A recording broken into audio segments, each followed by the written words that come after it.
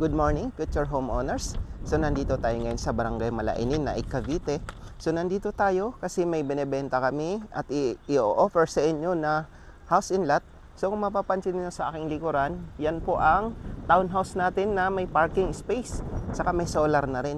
So ipapaliwanag ko sa inyo at papakita ko ang pinaka loob niyan para makita niyo yung pinaka dress up model at saka yung wala pa siyang mga gamit at saka yung actual turnover ng ating unit. So tara, pasok tayo. So mga ka-housing, kung mapapansin po natin, ito po yung pinaka harap ng ating unit. So kung mapapansin natin, may parking siya. Tara, lapitan natin para makita nyo. So ang unang papasukin natin ay ang actual turnover.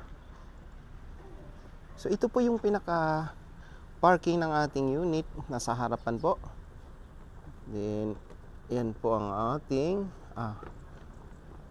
window sa taas. So, kung mapapansin natin, parang may box siya. Para pag umulan, ay hindi po papasukin ng ambon.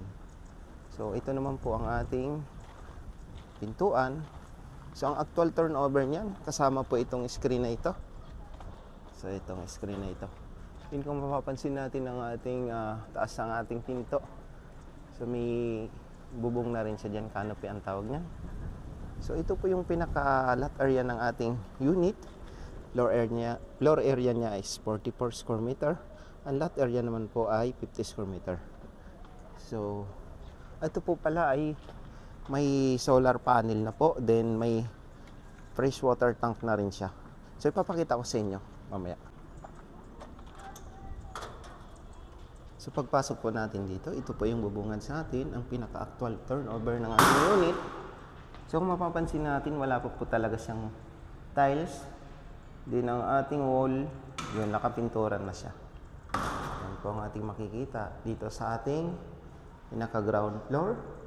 Din ang ating bintana dito sa harapan. So naka-screen na rin po yan. Kasama po yan sa turnover ng ating unit. So, dito sa bandang side, nandito po ang ating solar panel board.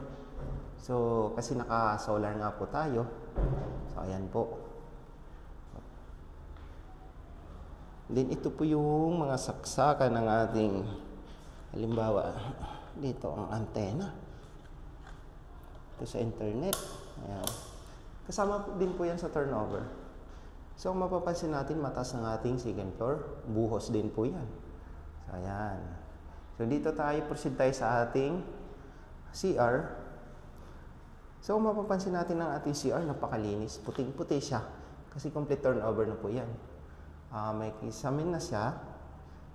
Naka-tiles na rin ang ating wall. Din ang ating flooring. May lavatory at saka bowl na rin. Pansin natin yan. So, may shower head na rin siya. So, nga pala, hindi lang solar ang meron tayo dito. May fresh water tank din tayo, kaya i-convert na lang po yan. So, papakita ko sa inyo mamaya ang tangke na sa pinakaibabaw ng ating CR. So, ayan po siya. Diyan po yan ikakabit. Then, may bintana po siyang maliit dito. So, napakaganda po ang paggagawa dito kasi ang gumawa nito ay City Homes. Then, dito tayo sa ating likod. Setback. Mapapansin natin kasama na naman po itong ating screen door. So, dito lang po yan sa Leora Homes. Yan, dito tayo sa likod. Yan, nandito po pala ang ating lababo. Yan. Ikot tayo ha. So, ito yung ating unit. Ating pinasok kanina. So, ito yung pinakalikod ng Then, ito naman yung pinasok nating CR kanina. Yun ang mga tangke na sa taas. Kasi nga po, meron siya ditong rainwater and freshwater storage tank. So, yan po yun. So, ito po yung mga naka-ready ng lagay ng hose. So, ito po yun. Kung mapapansin natin, maluwag po ang ating setback. Pwede po nating i-extend dito. Yan hanggang dyan, no? So, tara, akyat tayo sa taas para makita natin ang actual ng ating second floor. So kung mapapansin natin ang ating hagdanan ay gawa po siya sa kahoy, matibay po siya kasi good lumber. Then combination siya ng bakal. Ito. Yan po, malinis na malinis po yan. Ito po yung pinaka-actual turnover. Ibig sabihin nun, kapag nag-avail kayo rito, ganito po ang ito turnover sa inyo. Kung anong napapanood nyo sa video na ito. So ito po yung second floor. So dito nga pala, sa second floor, wala pa po siyang partition. So, ayan. Wala pa siyang partition. Kayo na pong gumawa ng sarili niyong design. Din wala pa siyang tiles.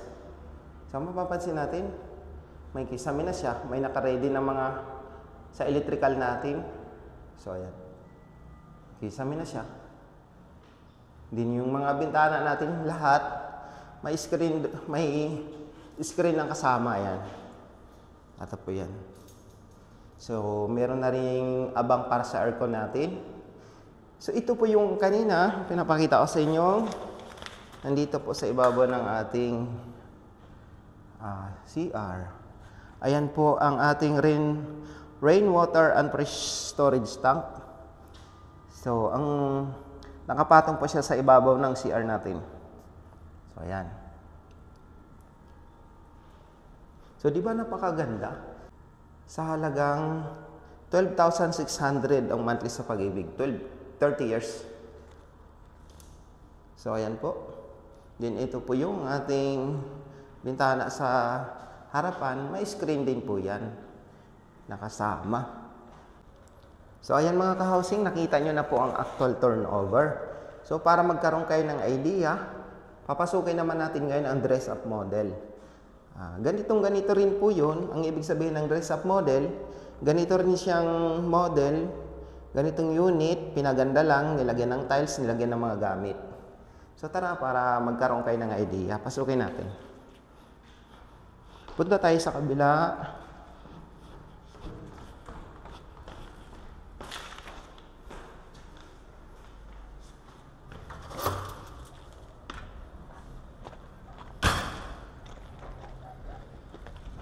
So ito po yung dress-up model natin.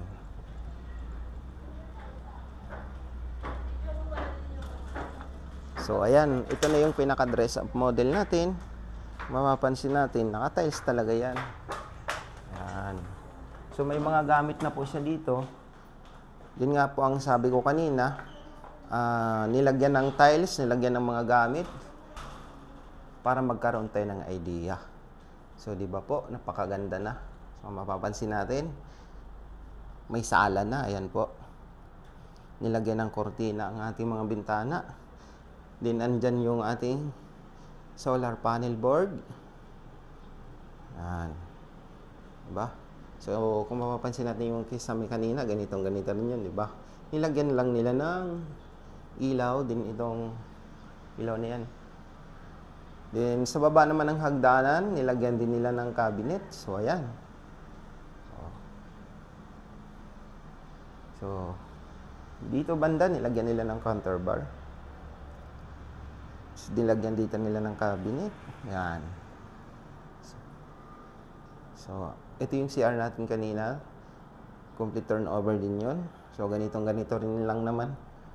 Nilagyan lang nila ng salamin. Then, nilagyan ng partition, nakasabit yung shower curtain, ayan. So, dito sa ating likod, parang wala namang nagbago, ganun pa din. Pero titingnan pa rin natin. So, wala pang, nilagyan lang nila ng bubong dito sa likod, ayan. Mapansin natin, may bubong na. So, ito yun, nilagyan nila ng bubong. Yan. So, yan ang ating CR. Nandun yung rainwater tank. So, balik tayo sa loob. Akyat tayo sa second floor para makita nyo ang dress-up model ng ating second floor. So, ito yung bintana.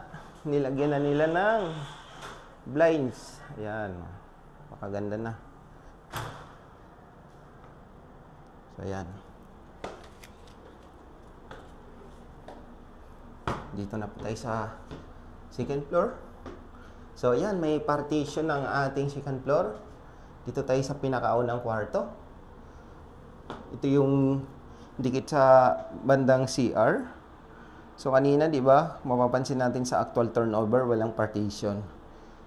So, ito ngayon. Papakita ko sa inyo para baka magkaroon kayo ng idea dito. So, ito, may kama na. Yan. So, yung nakaabang kaninang butas para sa aircon, nilagyan na nila yan. Nilagyan ng blinds yung bintana. So, dito may table na bawa. Lagay ng mga laptop. Ayan, computer. So, ayan. Then, dito yung higaan na. Di ba? Ang cute.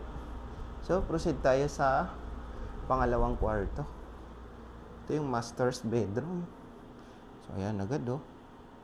Nakabungad agad ang pahingaan ni sir or ni ma'am. So, may maliit na table silang nilagay dito. Ayan. So, naka-vinyl tiles na pala to. Kanina kasi sa kabila inakit natin, wala talaga. Walang nakalagay. So, nilagyan ng blinds ang bintana sa harapan. So, ito po yung nakikita natin kanina doon sa actual turnover. Then, ito yung, yan din po yung isa. Dito naman, hindi pa naka-set up yung aircon. Pero abang lang yan. Then, nandito yung kama. So, ayan. So, may kisame na. Kanina may kisame rin naman yan. Di ba napakaganda? Yan.